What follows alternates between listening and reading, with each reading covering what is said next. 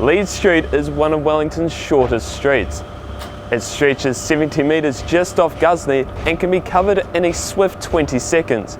But while the street is short on length, it isn't short on history. Wellington City Councillor Nicola Young spoke about the history of the laneway. Okay, well, it was originally the site of the Tiaro Pa, but after the Europeans arrived, it was to begin with a sawmill and an industrial area, timber yard. And then Mary Taylor came over here in the 1840s with her brother Waring Taylor. We have another street named after him further down the city. And she bought this land with the profits from her clothing shop.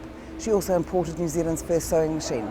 You know, she bought this land and subdivided it, but she was desperately homesick for Yorkshire, and she was in close correspondence with her friend Charlotte Bronte, so she named the Leeds Street after the city in Yorkshire.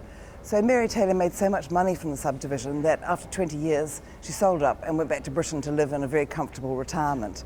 Then of course the Hannah's factory, some years later, that was built in 1926. As you can see at the photograph on the building, it's huge. I mean, they must have had hundreds of staff here.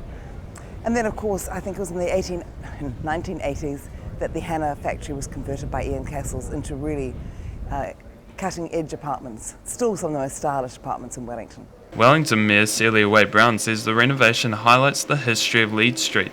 Well, there is a very practical way in which where you've actually got some of the storyboards and some of the pictures, but just by the pictures of the shoes and so on, just remind people that this was a shoe factory. It's now an apartment. It's an example of the huge transformation from an industrial part of the city, you know, over a century ago really, through to today's modern living. I mean, a few decades ago, there were hardly any people living in downtown Wellington. Now it's the fastest growing population in the city. Urban designer Anna Harley says they look to the past for inspiration for the design. The focus of the design was really a modern heritage interpretation, so a lot of the elements that you see around are all to do with kind of doing a little twist or a play on the history of the area. So like the shoe factory, so we've got these shoe boxes in the main courtyard, and there was an old timber sawmill, so we've done kind of elements that reflect that further down.